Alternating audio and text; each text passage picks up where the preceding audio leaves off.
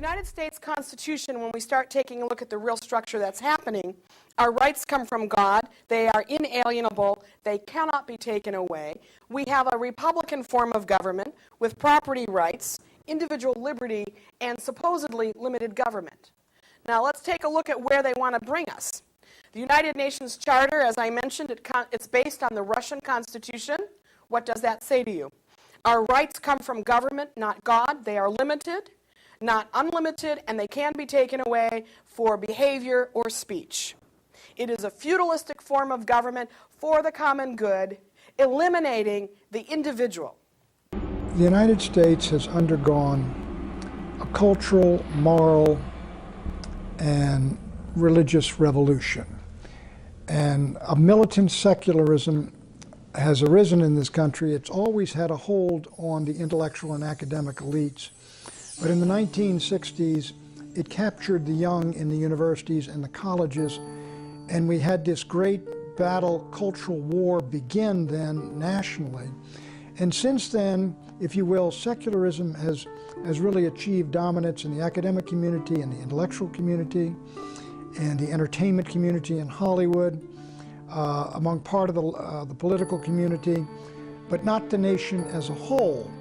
However, it is much stronger than it was, and so this is the basis of the great cultural war we're undergoing right now. After Marx, there were a group of Marxists who wisely decided that you could bring this collectivist society to a nation through culture as well, by introducing certain values and concepts that would break down the family, for example. If you could somehow break down the family unit so that it was no longer self-sustaining and no longer valued in a society, then that would leave individual members who formerly could turn to the family for support in times of need.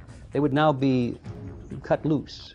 They would be without a place to go in times of need. So now they have to turn to the government. Provisional self-esteem, this really ties into the grades, the test scores, the signs of approval by the teacher.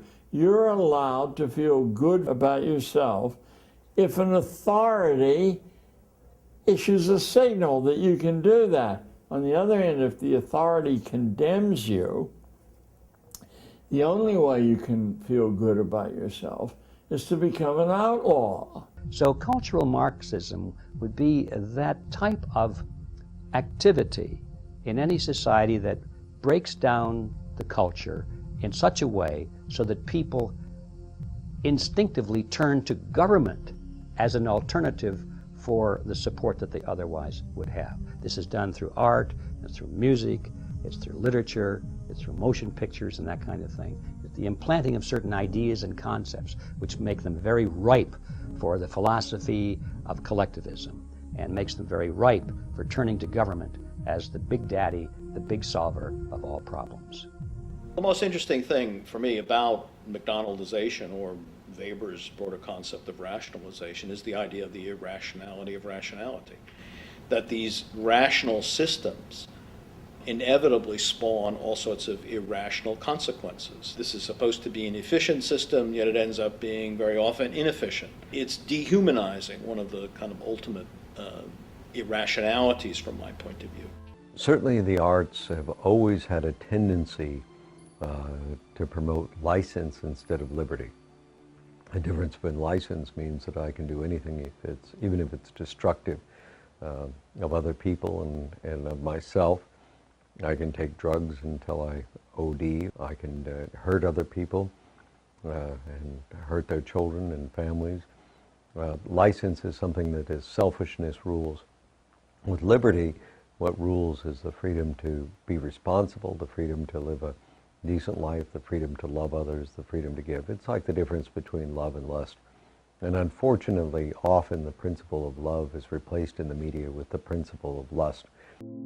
There's an interesting perspective that comes out of many studies in psychiatric anthropology, which suggests that mental illness is not just a standardized, invariant thing like diabetes, for example. Diabetes is always the same wherever you are in the world, but mental illness seems to take different forms. once a person takes leave of reality, once a person abandons the ship of fools, the form that the psychosis takes is often dictated or at least shaped by the dominant culture. The big thing about humans is their frontal lobes. And for those of you who are not neuroscientists, you might think the frontal lobe was just this bit of your brain sort of somewhere up here behind your forehead. But it isn't. It's about 35% of your brain. It's an enormously large chunk of your brain. And the purpose of that part of the brain? To inhibit the rest of the brain, to stop the immediate happening. So standing back in time and space from the immediacy of experience. And that enables us to do two things. It enables us to do what neuroscientists are always telling us we're very good at, which is outwitting the other party. Being Machiavellian is the word. And that's interesting to me, because that's absolutely right. We can read other people's minds and intentions, and if we so want to, we can deceive them. But the bit that's always curiously missed out here is that it also enables us to empathize for the first time, because there's a sort of necessary distance from the world. If you're right up against it, you just bite. But if you can stand back and see that other individual is an individual like me, who might have interests and values and feelings like mine, then you can make a bond.